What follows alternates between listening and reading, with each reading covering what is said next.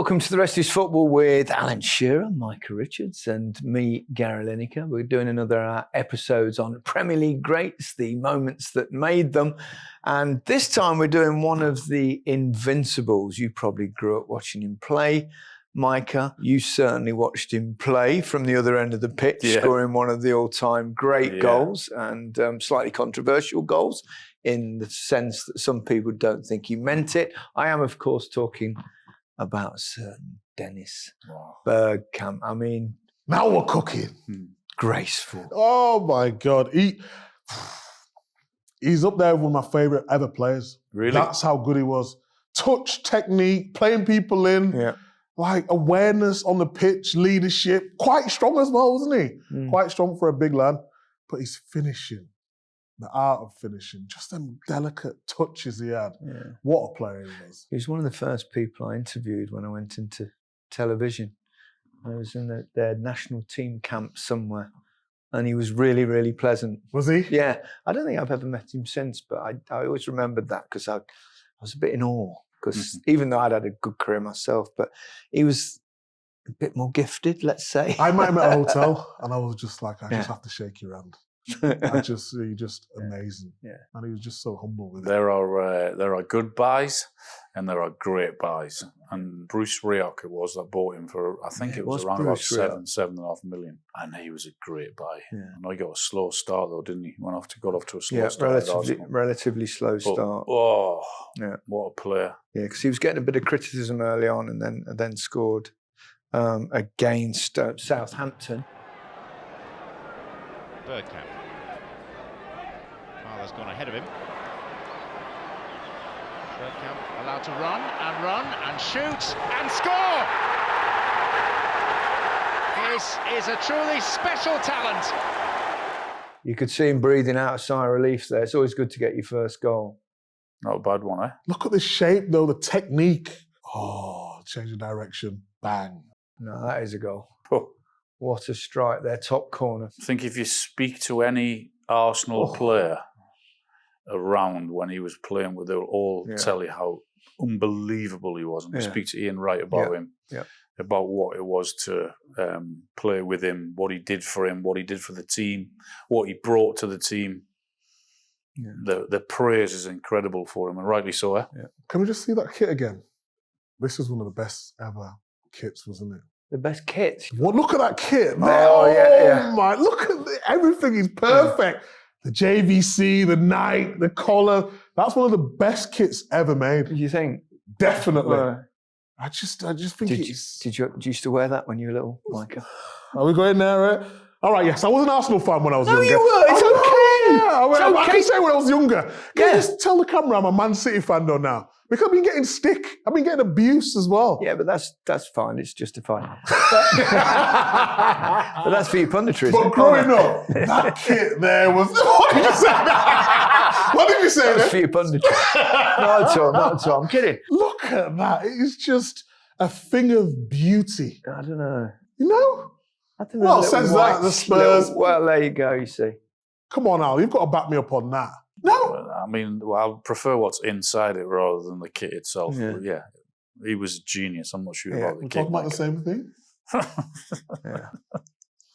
This episode is brought to you by Fuse Energy. No one likes a panic buy on deadline day. The smart teams do their business early, not relying on dodgy fax machines. Are they still a thing? Rushed medicals or watching a plan B target become a plan C. The best deals are the calm ones, when you've still got options on the table. Switching to Fuse Energy is one of those great deals. On average, customers save around £200 on their energy bills, and it only takes 3 minutes to switch. You get 24/7 customer support. You see exactly what you're using day by day, all in one app, and play a part in Fuse's mission to deliver energy that keeps getting cheaper for everyone. And it doesn't stop there. Switch to Fuse Energy and you could have your question answered on the show. Sign up to Fuse Energy at fuseenergy.com/football. Use the referral code FOOTBALL. And you could also win a 1990 England shirt signed by the three of us at The Rest is Football. He was a spectacular footballer. It was interesting. I wonder whether you can. I mean, when they signed him, I mean, you said it was Bruce Rioch, wasn't it, the season before? I wonder if they take into account at that point, and did they know that he didn't like flying? Well, yeah, that was incredible, wasn't it? Yeah, because he used to have that. I mean, if it was God knows where it was, then he would have to miss the game. But if it was within, get a ferry, or a car or whatever, I mean, that is a trip and a half, isn't it? There and back, wherever, on a ferry and a car. Yeah. I don't blame him. I don't like flying. Yeah, I know you don't fly, but you do fly. I do, but I don't want to. Yeah. Well, nobody wants to, but you have to get there somehow. It's horrible. Yeah. Turbulence. Yeah. Oh. No. It's my biggest fear. I've got to do it. Is there anything I can take for a flight, though, Gaz? Your experience this time. Pillow. A pillow? Pillow, yeah. It doesn't work. It doesn't work. Well, I don't know. I'm frightened every single time. Yeah, but what they What's the worst that can happen? You could crash and you could die. You've got way more chance every time you get in a car. No, but I hate this argument. I know we're going off topic here. Yeah. But if you crash in a car, you're going to be all right as long as you're doing not daft speeds. If you crash in a plane, you're finished. Yeah, but it'd be I'm quick. not even done my will yet. It'd be quick, haven't you? I'm not in it. Do you want to just sign this here? I've written something for you earlier. And we'll get you a flight back tonight. Is there anything I need to take?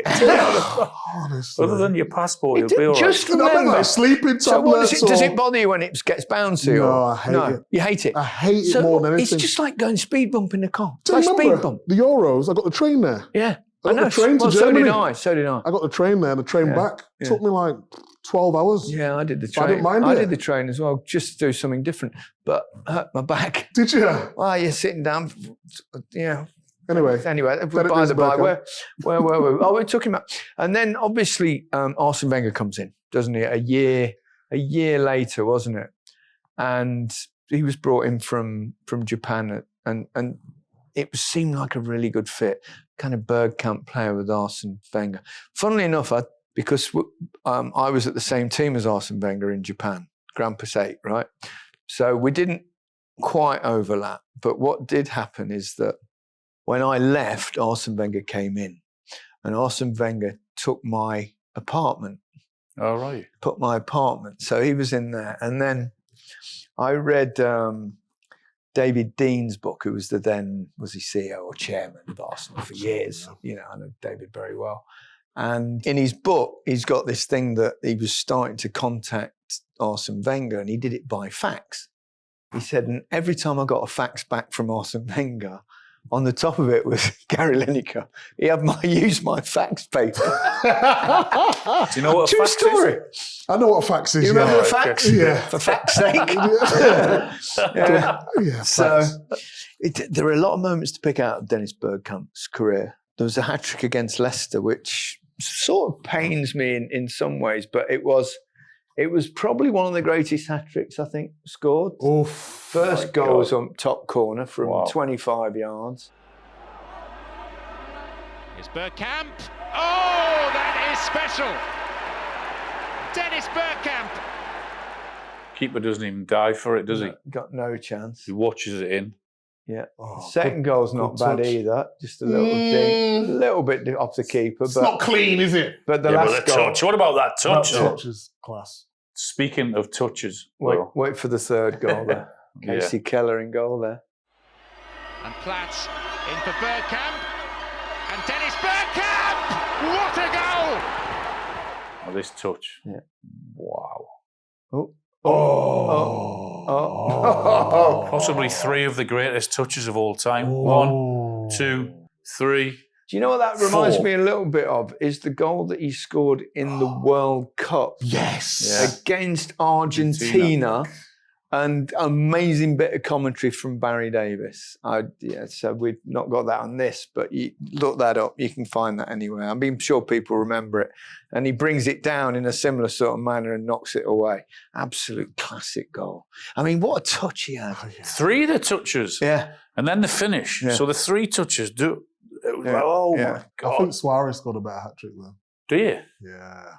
Do you not remember the Suarez one? Yeah. I do, yeah.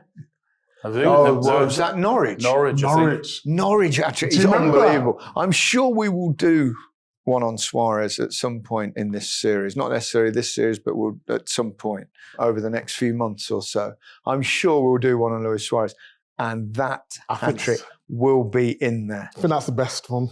Yeah. Do you remember when he faked to shoot and then he dropped unbelievable. And he had that touch and Yeah. Yeah. I think that was my favourite one. He was not bad, Suarez. Suarez.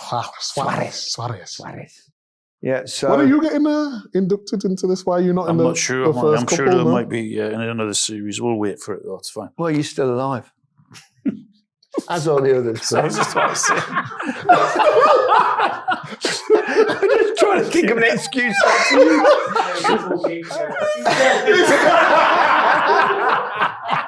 Why are you not in the first one now? I just think, no, what I'm saying is it'd be a nice thing to do once you die.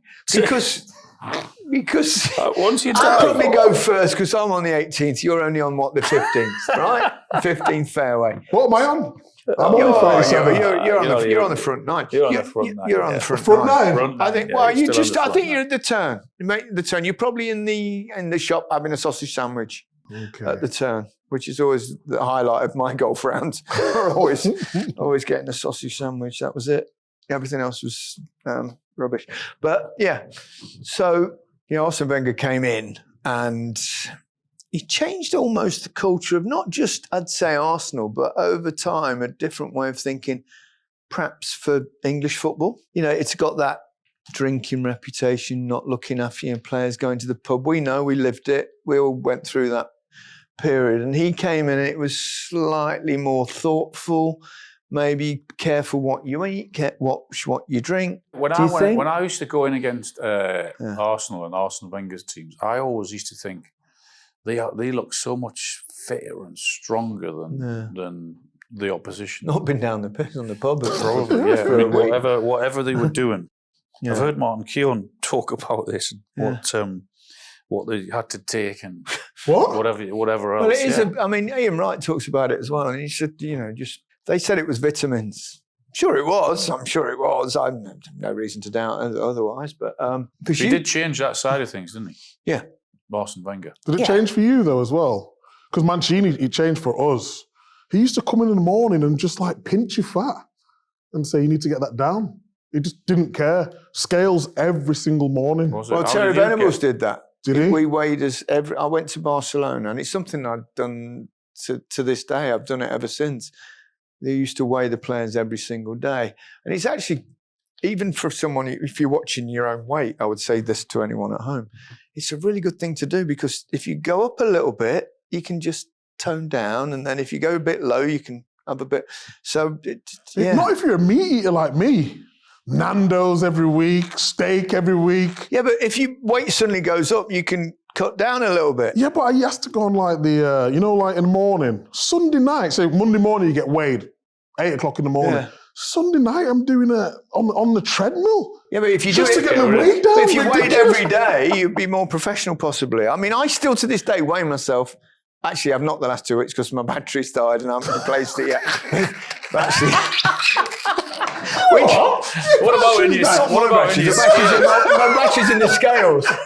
Not my batteries have died, although they're very close to dying, obviously, because I'm in the Greenside bunker on the 18th. So. No, it's a good thing to do. You told us. Do you feel yourself getting heavier as your ears get bigger? Because you said your ears get bigger as they get older. So does that mean you get heavier? But they weigh my head down a bit. You bloody idiot! How did it come to this? Because Wenger did change things. I mean, he was thoughtful and for the better. Yeah. Because in those days, definitely Invincible, wasn't they? I mean, what they did, and obviously Bergkamp was an important part of that team. They had some team. What a team! What about that as an achievement, going through a season unbeaten? Yeah. What about that? A league season unbeaten. Yeah. Do you think that's better than Man City's? Was it 100 points season? That's good going as well. I mean, I think they had about 12 draws, didn't they? Yeah, but I mean it's still unbeaten. Dennis Bergkamp, if he's remembered something in Premier League history, it will be for this goal. Bergkamp is making a run to the edge of the area. Perez has found him. Dennis Bergkamp is in, and that is brilliant. A touch of class, world class.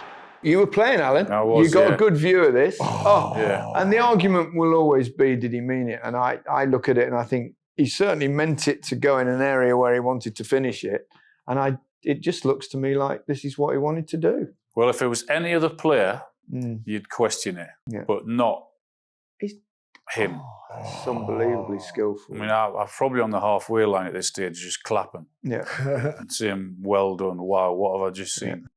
Nikos Dabizas at the Gallagher end, I think it was. Yeah, I think he's instinctive, but I think he definitely wants to flick it into that area. Yeah, but you can see with his body language, look, he's off straight away. I wonder, though, whether he wanted to actually drag it to the other side of his own body. That's what I think. But his natural movement would then be to turn that way. Yeah. So whilst I don't think he meant it to go behind his own back, because if you look here, that's a sideways. That's a normal thing to just take it onto that side. But if he meant that, I mean, he's even better than I thought he was. But I think he definitely meant to drag it one way, but I think it may have accidentally gone the other side of his body. But it was instinctive, wasn't it? Just a bit. I just think because of his body shape, after the split second, look, he's off. He actually knows exactly where. I think you might be right. I think, and he even the strength to push to push Dabizas off the ball. Yeah. I mean, everything about it is perfection. Because look, he's off now. He's away. He's gone. He's turned. Oh, there it is. Yeah, I think he probably did. And the strength to hold him off, and then the finish with the inside of the foot to just guide it in there. I mean, it's one of the great. One of the greatest goals we'll ever see in the Premier League. I think that's the greatest. Did you get a good view of it? Can you remember? I can remember. Yeah, definitely. Did you think? Thinking, oh my God, what's he just done? Yeah. Who's that? Shea Given in there? Shea Given, Nikos Dabizas was the centre half. Yeah. What does he think? He's still trying to get the knot out of his socks. That would be in anyone's top 10 of Premier League goals, wouldn't it? Has to be. Number one. He roughly meant it, one way or the other. Whether it meant to go behind his back or it didn't go behind his back, it's still there. I think he probably did mean it, but only he will know. And he probably can't remember either.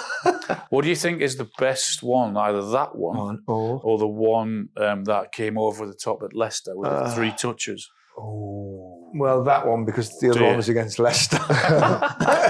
Yeah. I mean, 2 outstanding goals. Yeah. Was it better than Garnacho's? Remember Garnacho's volley? That was some... Garnacho's overhead kick, sort of side. Well, that's a different kind of goal, isn't it? I mean, anyone can not anyone, because you need to be an athlete to hit that kind of Garnacho finish.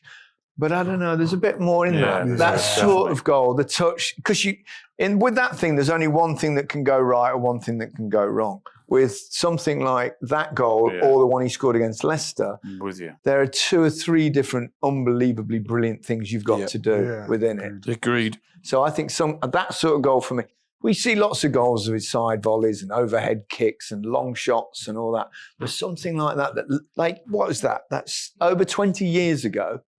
And we still remember it and we still discuss it as though, with an interest It's number one, isn't it? It's right up there. It's one of the best we'll ever see. It's one of the great I think there's goals. a great debate, though, about which one's best, that Leicester one or the Newcastle one. 2 incredible goals. They actually won the title at Tottenham, which is the second time they've done that. With 4 games still to go, Bergkamp had an assist in that game. That was Patrick Vieira. He was your hero, wasn't he? Oh, what a guy. Got to play with me as well, didn't I, at Man City? Oh, God, yeah. He's a lovely guy as well, isn't he?